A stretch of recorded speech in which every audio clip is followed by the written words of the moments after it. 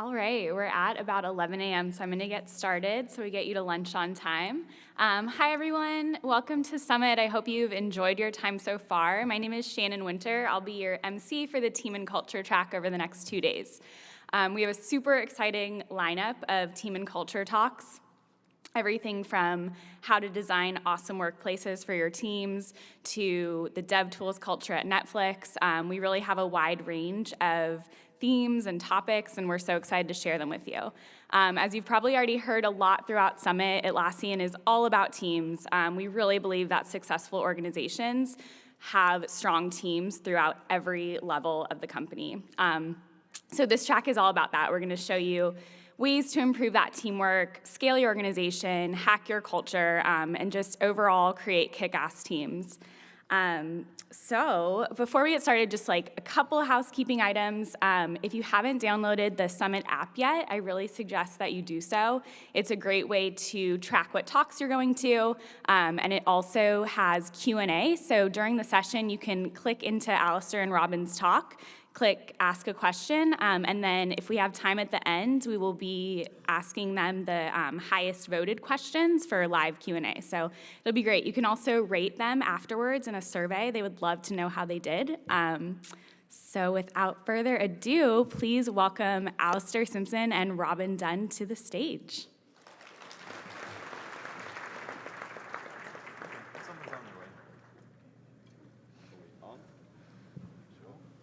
Hello, everybody. Okay. Thanks for coming to the first of our team and culture speeches. We're really excited to have this as part of Atlassian Summit. We create really great software, but we also create these really great workplaces around the world. And we're going to talk a little bit about that today. We're still waiting for Alastair to get online here. Hi, everyone. No. Okay.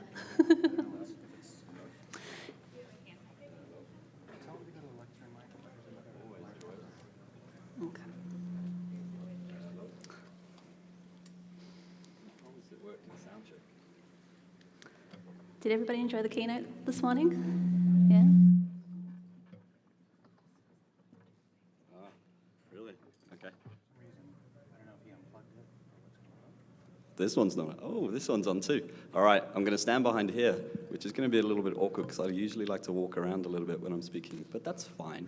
We can stand behind here. Thank you all for coming to the Team and Culture track. We're super excited to open this. This is the first time that Atlassian's run a Team and Culture track, so hope you all enjoy the content. It's great to see so many people of you here who really care about your teams and your culture. So I want to start with a story. We're going to start with a couple of stories. And the first story is about a game called Game Never Ending. Oh, awesome. I'm getting a mic. Leave, I promise. Awesome. Maybe I can get a mic and then I can walk around a little bit. That'll be fun.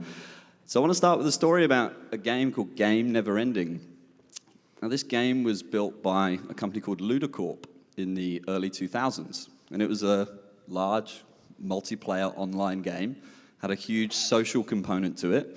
We're uploading a lot of files to the system. And so being agile and being not afraid to pivot, they decided that they would pivot their idea from a large online multiplayer game, and they created Flickr, which is a huge pivot. Flickr, if you don't know, went on to become one of the largest photo sharing sites in the world, and it was bought for $25 million by Yahoo, which now seems like a paltry sum. But they pivoted. They listened to their customers. Their customers wanted to upload files, and they were really engaging with that part of the project. So they pivoted, and they created Flickr. So this kind of sent me down the rabbit hole of what workspace photos do we have on Flickr that can show you how our workspaces at Atlassian have evolved over the years. And I came across this gem of our founders setting up for our new Confluence team. So what you can see here, they've got all the necessary tools of the trade. And while it's kind of amusing seeing Mike standing on a desk there with a beer in his back pocket, what this image is really showing you is how they're adapting the workplace to meet their needs.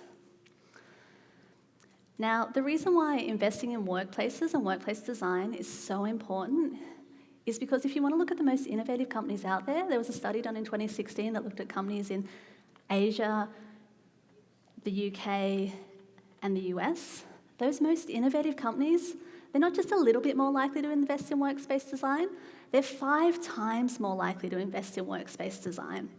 So this is really important.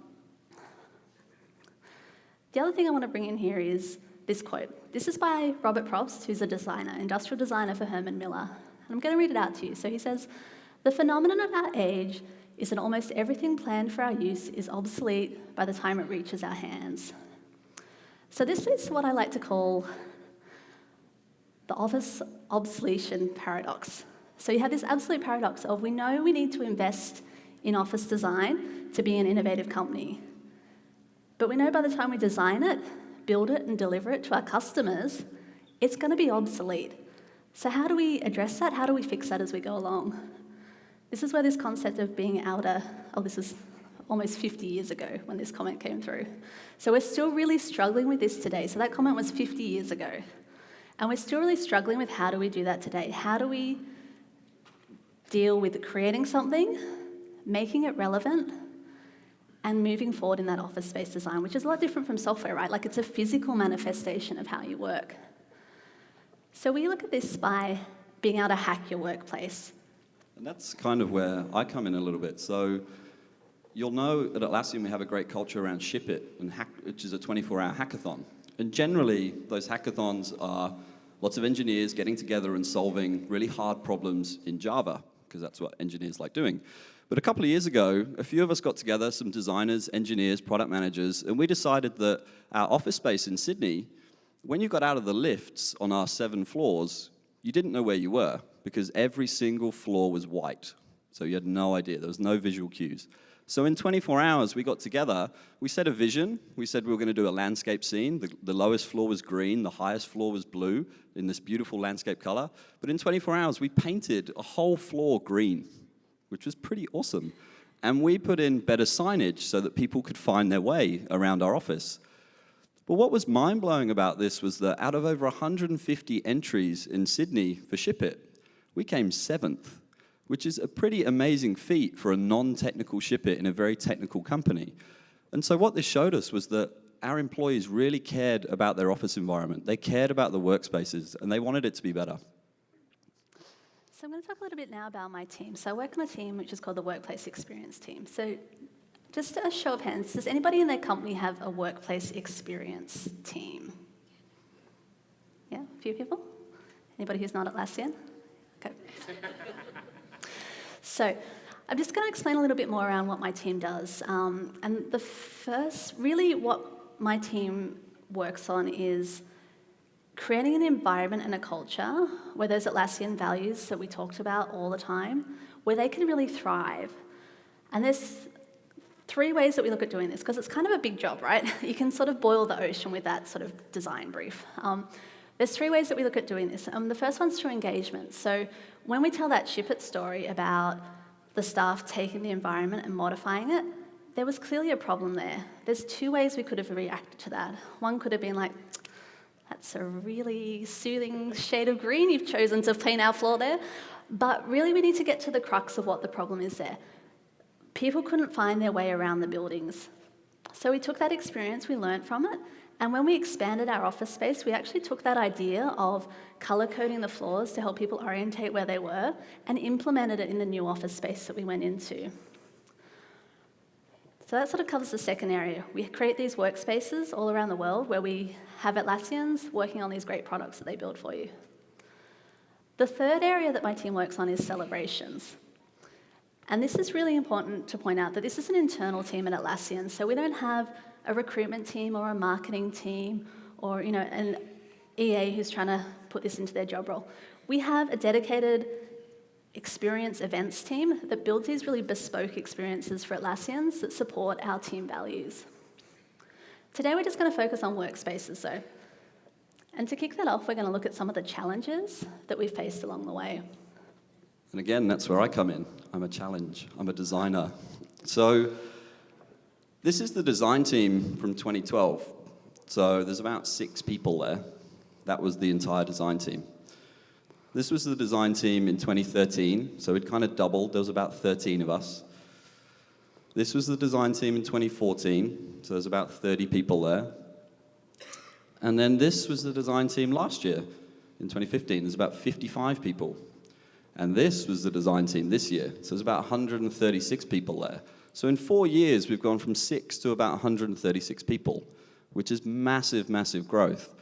Now, Atlassian is growing at a really, really fast rate in all of our businesses, but the design team in particular, we've been growing at a much, much faster rate than the rest of the company. The other challenge we also have with this really fast growth company is when Atlassian started, we were mainly an engineering, development, and support team. But what's happening over time is we're having this diversification of the teams that actually work at the company. So we've grown to having product managers, we've grown to having a design team, to having QA, all these teams that you need to create really great software. And along with that comes the business support functions that you need, like marketing, HR, legal, finance, and HR. The challenge we have, though, with these teams is they all need to work together. So it's not like a production line where people take their piece of work and pass it along down the line. All these teams need to interact, and we're really trying to create an environment of trust in the office space that does that. So they're some of the key challenges that we work through. But we're going to talk now about our approach and then get into some examples of how we've kind of solved that. So if you think about how we originally approached office design, it was taking this kind of agile mentality.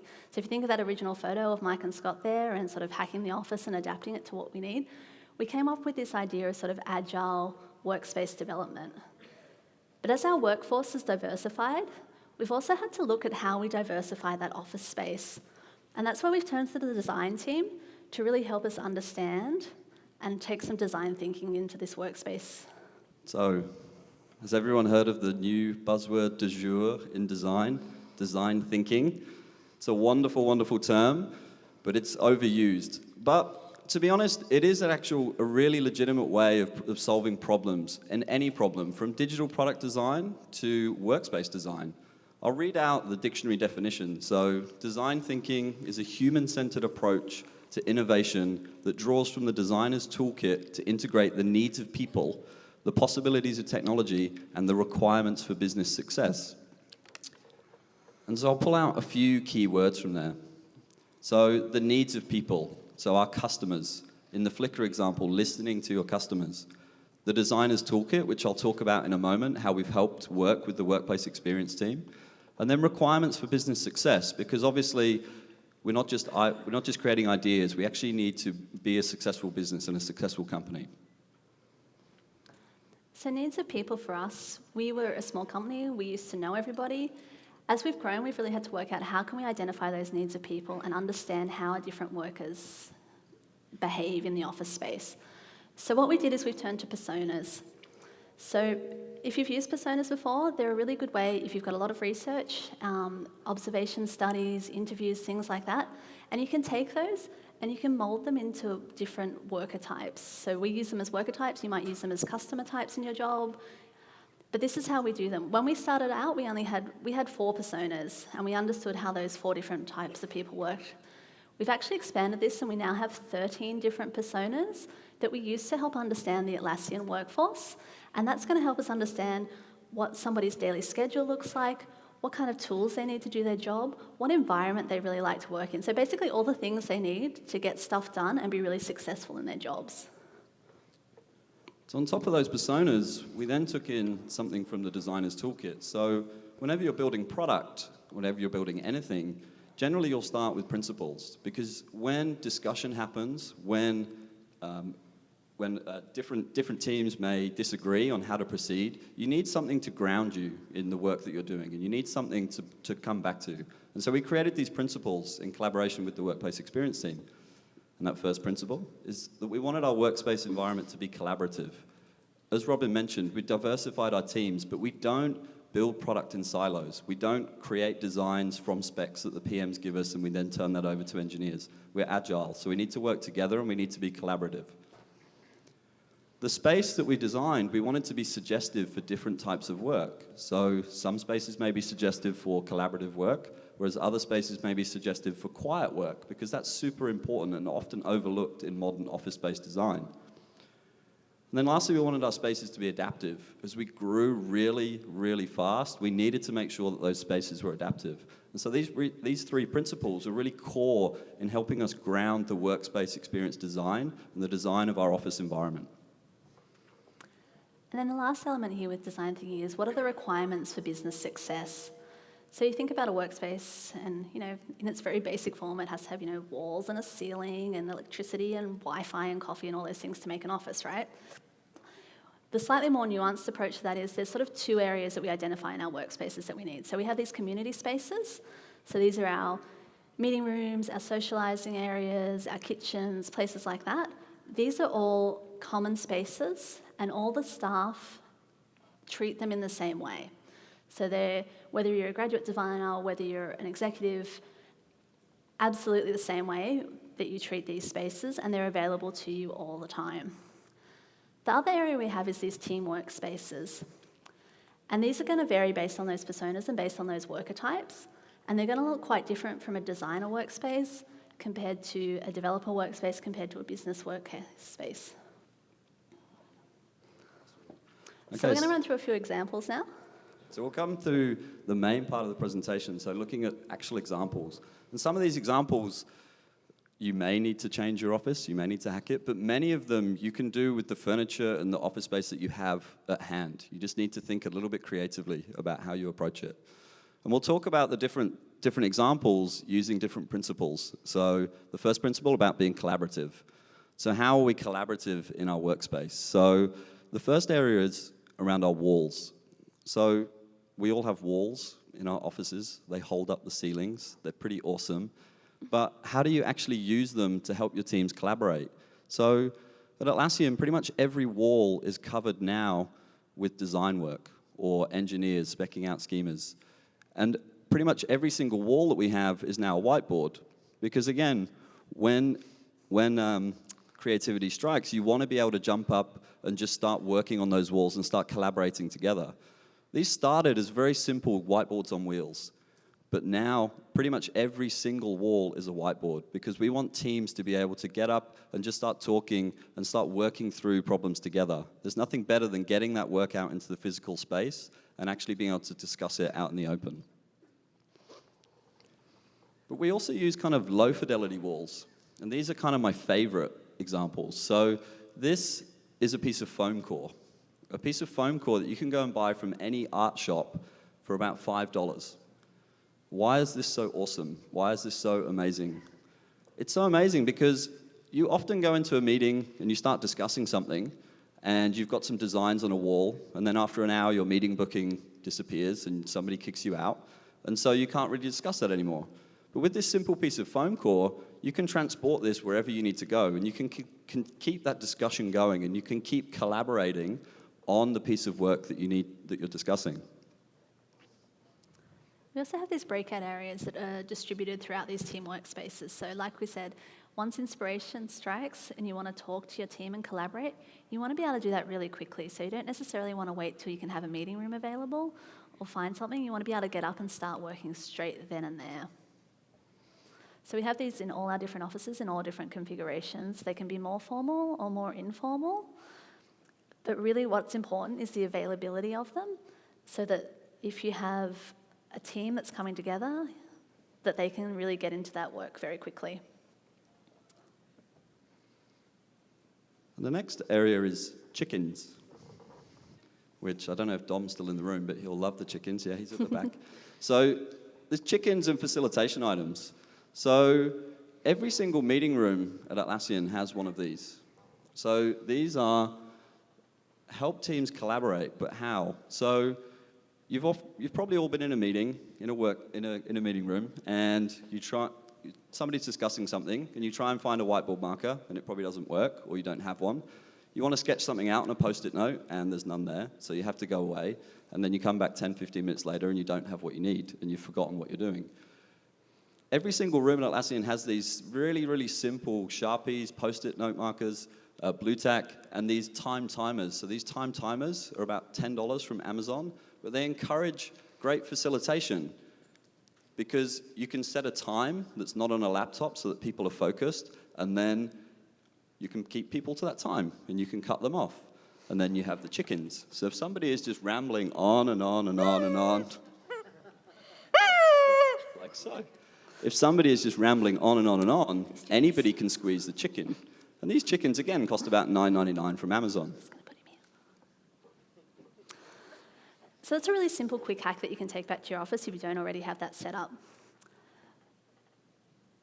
The other key thing here is whiteboards everywhere. So seriously, every single space that we have is covered with whiteboards because you can never have enough of them. So shuffle your furniture. So you saw the breakout areas earlier that we just showed. They started life as simple, a couple of sofas, a whiteboard on wheels, and you've immediately got a little breakout area for your teams to congregate in. And these foam core walls that Alastair loves so much, those are really simple things that you can start, and they give you a really great visual cue that you can carry around and use that isn't just your computer, isn't just you trying to tell a story.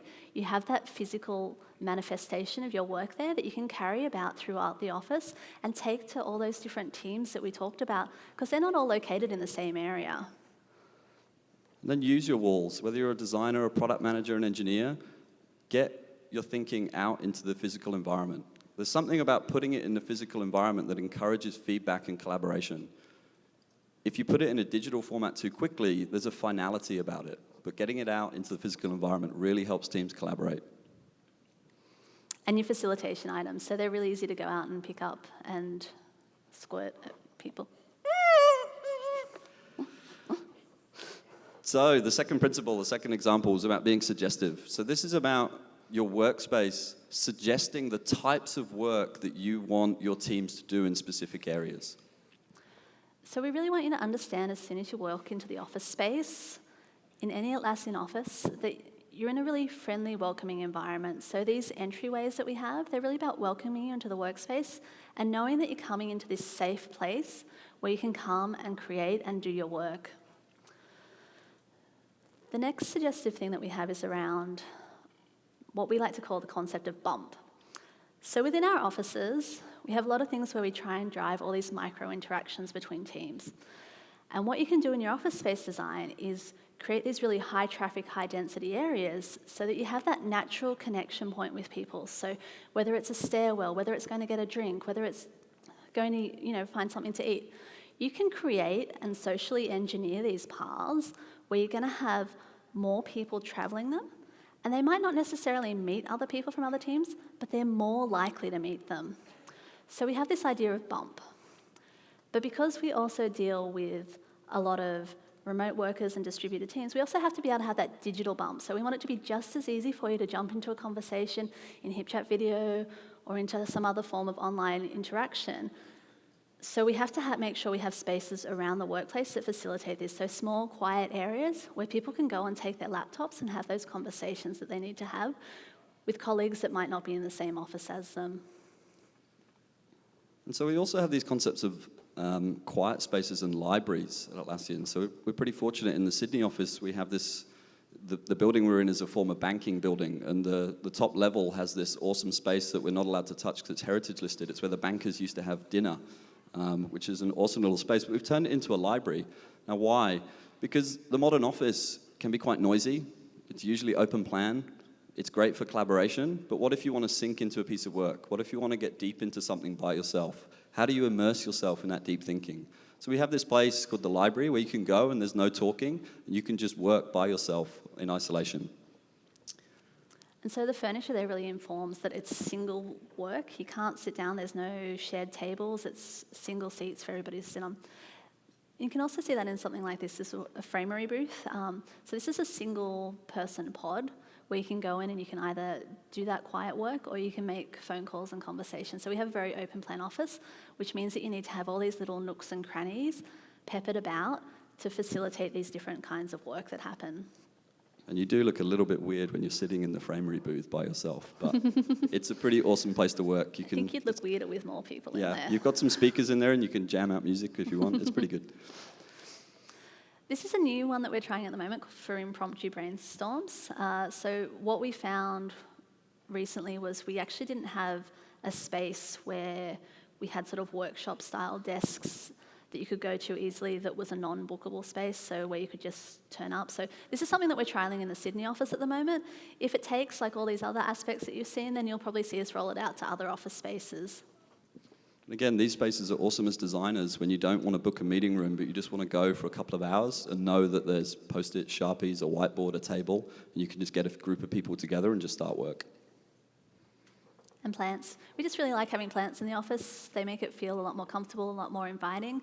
And the knock-on effect of this is they actually cleanse the air, which is going to improve your concentration levels and improve the concentration of your team.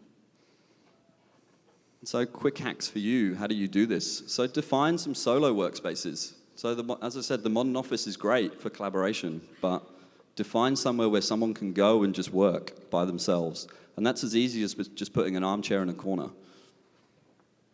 And these quiet spaces, so really make sure you're allowing for places where people can go, disconnect from their team and really focus and get that great flow that you need for deep work. And then think about those water cooler moments that you have in the office. So try and encourage those. Try and encourage colleagues to bump into each other. As you grow, trying to get people to actually just connect in the physical space is super important. And plants. They're just nice to have. It doesn't need to be these big fancy ones that you can see here. When we first started out having plants in the office, people brought them in on their own. They did seed swaps. They had competitions to see who could grow their plant, and I never won that. And then lastly, get these impromptu areas if you can, because they can be really awesome at just encouraging teams to get up and start brainstorming together. And then this third principle we have here is around being adaptive. So this is really important for us because we're such a fast growth company. We don't actually know what we're going to look like in a year or 2 years' time. That growth that happened with, for example, with a design team, we couldn't have predicted that, right? So what we need to really do and inbuild into our office space and workspace design is having really adaptive spaces so that do multiple things. So this is a pretty standard looking meeting room, right? So kind of a boardroom setup. You could have a VC conversation in it. You could all sit down and do some brainstorming. But you can also do this with this room. You can split the tables into 2 different pods, which is useful for the design team. Yeah, so it's pretty awesome for us. We'll run what we call 6-up sketching sessions, where we'll get 2 teams in a room and start sketching out pretty quickly. But if you can break the room up like this, it actually really helps. And so with an olden day meeting room with one kind of long table, we wouldn't be able to do this. We can also do kind of fun things and just move the tables away. And we actually run improv sessions. We've got a couple of improv artists at Atlassian, but we run those sessions to help kind of spur on that creative kind of creativity in our work. And so what that means is you don't have to have 3 separate workspaces that facilitate those needs. You can be creative about it and make sure that you're using it all within the same space. The other thing we like to have is having art to adapt the spaces, because this really helps to personalize and give people ownership over where they are. And so this is an example of something that one of the illustrators in the design team did. They just took a wall. The illustrator actually asked this time. When we painted the floors, we didn't actually ask, which got us in trouble. But this guy actually asked, and he just painted a wall. And that actually brightens up that office environment and makes it feel much more homely for the team. We also like to display throughout the office our artwork that comes through on our T-shirts. So our T-shirts are all milestones, so people do them when they release a product, or if we have a big company milestone, or if you can even see there some of the Summit T-shirts. So really, that's a very key part of our culture, and we like to display that just to help see those milestones in a really physical manifestation. So it's great when people wear them as T-shirts, but it's nice to remember some of those milestones. Then we also have these big statement areas. So this is a walkway that we knock through between our buildings in Sydney. And this has kind of got a kind of Tron, kind of mirrored, kind of neon kind of feel. But we've got 3 of these walkways. Each were designed slightly differently. And this one is actually going to be hooked up to our customer NPS feedback. So it will go different colors depending on the types of feedback that you as customers are giving us. So it really brings into the office space that customer experience and helps remind people in a really visual way. And then we have also these designer spaces. We're pretty lucky at Atlassian in Sydney where we have this purpose-built space just for designers. And what does that space look like? You can see me configuring it here. So this was previously put into 3 different types of rooms. And what I'm doing is configuring it to one space. You can see that I'm having trouble with this panel. It won't move. It will move in a second. But you can actually configure this into one open space or 3 separate rooms. And what this room is great for is that with meeting rooms, you can only book for an hour or maybe half a day. But this, as design teams, we can actually go and we can actually immerse ourselves in this space for a week, a month. I was actually in there for 3 months doing some of the Confluence work that you just saw in the keynote. And we can actually use this space for whatever we need. All of the those panels, those gray panels, are whiteboards, so they're all writable. All the tables in there are writable as well. And you can see the power kind of hanging from the ceiling so that you can actually pull in desks and just put them wherever you want in that space. So it's an awesomely configurable space for us as a design team to set up and work. And this looks different every time I go past this space. So we also try and have that adaptability in these other areas that we talk about as well. So our developer spaces, so you'll find our development teams, they sometimes need to reconfigure in the smaller groups that they work in. So you'll see all those desks there, they're all on wheels. We try and have the power pendants coming down from the ceiling so that they can reconfigure and move those as they need. We also have different needs, again, for our business spaces and our business users. And what we find for them is the really important thing is about having easy access to meeting rooms and being able to jump in and out of those really quickly. So again, the quick hacks for you. So make sure you don't have any single-use spaces. It's pretty easy to change a meeting room from just one long table to get 2 tables that you can push together or split out and have them on wheels. Encourage art. You're going to have a lot of creative people in your company. They don't necessarily need to be designers. A lot of the artwork that we have around the office is just from people who have personal interests in what they do. So we've got photographs, we've got painted artworks. You can really let them personalize that space. And then if you can, get your power coming from the ceiling, because there's nothing worse than trying to move stuff around when you've got all the power going through the floor. And desks on wheels are going to help with this as well. So just making this really easy for people to take ownership of their space and reconfigure it into what they need it to be. And lastly, those sit-to-stand desks, which are pretty awesome. You don't really want to just be sitting all day. It doesn't really inspire any creativity to just be sat at a desk. So we're going to take you for a little tour now through our Sydney office. And we really want to show you how these 3 principles sort of hang together. So you can see here the artwork that we use throughout the office already coming through. These change on a daily basis, and you'll see how the teams use them to personalise the spaces separately. You can also come through here and see these different kinds of meeting room spaces and meeting room styles that we have. So the ones with the iPads on the wall there, they're ones that you can book. These other spaces, they're more informal, so that's where you can show up. But you can see they're all different sizes. This one's 2-person, one next to it's 4-person. We've got all different ranges to adapt to what our users need. You can see all the whiteboards. Everything's a whiteboard. A lot of whiteboards. And this is an example of our team workspaces. So you can see here those power pendants coming down from the ceiling, the movable desks, which allow people to reconfigure. And then lots and lots of plants. You can see all the plants hanging from the kind of entry there. And all these little breakout areas as well. So really what we're trying to do is provide a variety of different workplaces where you can go and be productive that isn't necessarily just at your desk. And then also look out for this concept of bump that we have here. So you can make these sort of destination places throughout the office, like drink cabinets, shared stairways between the floors, food and beverage offerings, where you'll find you have these really high traffic areas. And really what that's doing is creating all those micro interactions. So that's going to help those teams that might not necessarily physically sit together have more chance of bumping into each other, have more chance of talking to each other and having those great conversations. And so we come on to the final part, which is around lessons. I originally called this mistakes because I thought they were mistakes. They're learning experiences. Learning experiences, and apparently there's no mistakes in Agile, so No. you're just always failing fast and then making things better, right? So when we kind of took this approach to Agile, our very sort of simple approach was okay, let's put wheels on everything. So let's take the whiteboards and put them on wheels. Let's take the plants and put them on the wheels. Let's take the desks and put them on the wheels. Let's take the meeting rooms and put them on wheels. That's going to go well. Do not do this. So here's the first one. This is awesome. So this is a movable meeting room. Great, right? Super agile. It's going to get you where you need to go. It's pretty awesome, right? It's on wheels, you can move it around, except if you look really closely, it's made of wood. really, really heavy wood, which takes about 10 people to move it. If you look Mistake number one. If you look even closer, you'll see the furniture that's inside the meeting room isn't actually on wheels. So not only do you need people outside the meeting room to move it, you need people inside the meeting room to pick up the furniture and move it while the meeting room itself is moving. You'd think we'd be finished there, but we're not. So, if you look even closer, you can see that it's really tall, and it hits all of those power cables that we've got coming from the ceiling.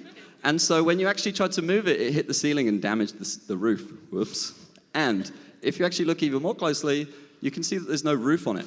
So what that means is that when you shut the door and you go in there with somebody else, start talking, the sound is amplified up and out, and then everybody else outside can pretty much hear what you're talking about and gets really annoyed because it's really loud.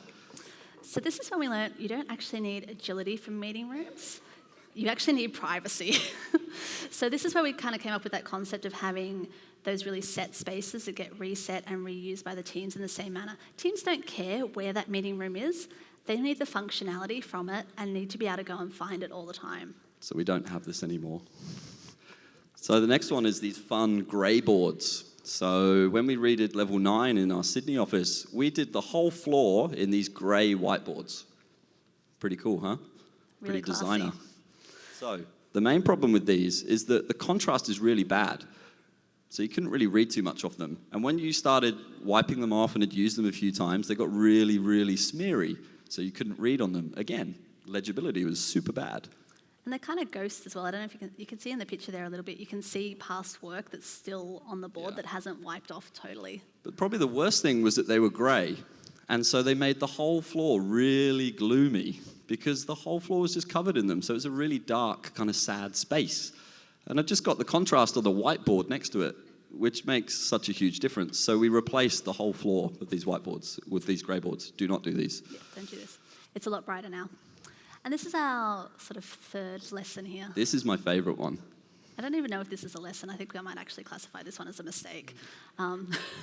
So when we're trying to accommodate these new teams and sort of diversify the workplace, the design guys came to us like, okay, we need some more design furniture throughout the office. We need some more really nice designer furniture. So we got these beautiful recycled paper organ folding chairs. So they had magnets in them. You could connect them together and make them into a bench. You could just have them as individual seats. How beautiful are they? So they hit all our principles, How right? beautiful. They were adaptable. They're going to help you collaborate. They were great, except. So this was them after about a week. And then, unfortunately, I don't have the photo, but after about a month, they were all stacked up in our paper recycling, because they were just totally useless. So they were beautiful, and they really, they spoke to my designer heart, but pretty impractical. So they compacted. Once they compacted like that, they were really uncomfortable to sit on. And then you couldn't actually pull them apart then to reconfigure them. So they got recycled again pretty quickly, didn't they? Pretty bad. So really that's some examples of our workspace and how we try and push the boundaries of it. This is a quote that I like to bring out that the indomitable Grace Hopper's fond of as well. So a ship in port is safe, but that's not what ships were built for. So your office space, it's probably going to be fine. It's probably going to remain totally functional how you have it today. But if you can go and take some of these hacks and really push the boundaries of what that space is going to do for you and really engage your team in how they can do that, you're going to come up with a lot better work experience. And ultimately, what you're creating in that workspace is going to reflect that. So thank you, everybody. And I think we're going to move to some questions. Thank you.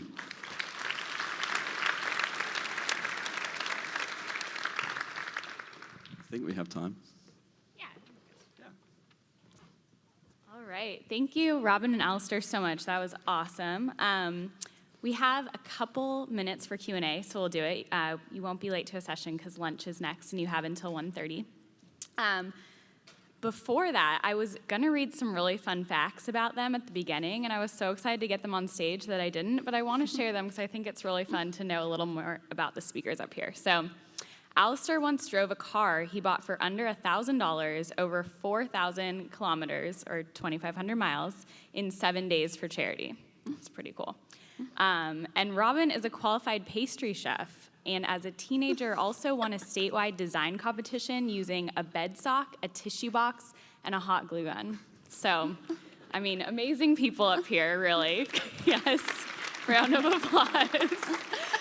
So that's definitely stuff to ask them about later when you see them. But let's do one of the highest voted questions. So someone asked, how do you deal with virtual teams in workplace design?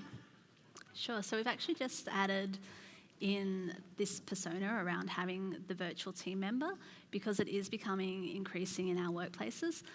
It's a challenge, so anybody who works with distributed teams will know this. The technology is really key to this, so being able to jump in and out of those conversations. So we use HipChat video quite a lot to help us do that. You'll find the teams will have stand-ups. Every team within Atlassian will deal with this in a different manner. Do you have an example from your team how you deal with it? Yeah, I mean, I've got a team in Sydney, San Francisco, and Austin, and in Portland. I've got a guy that works from home, so I'm really distributed. The key thing for us is that at any moment we can find those digital bump spaces. So there's individual pods that you can go and just talk to someone, or there's one-on-one meeting rooms that you can go and find to get a little bit of privacy, but they're scattered all around the office, and they're usually pretty easy to get. So that's one of the main things, just having those places you can go to connect to them via HipChat or whatever video conferencing tool you use. All right, so it's lunchtime. Also, don't forget to rate the talk in your app. We really want to know how the speakers did and improve for next year. So you have until 1:30. Please be back at your next session a few minutes before, just so we can start on time. And if any other Q&A questions pop in your head, the app will still be open. They can actually comment on them. So if a burning question happens. Stay down here for a little bit if anybody wants to come and have a chat to us. Yeah, they'll stay down here for a few minutes too, so come on up if you want. But thank you so much for joining our session. Thanks, everybody. You're great. Thank you. Thanks, Shannon. Thanks, Shannon.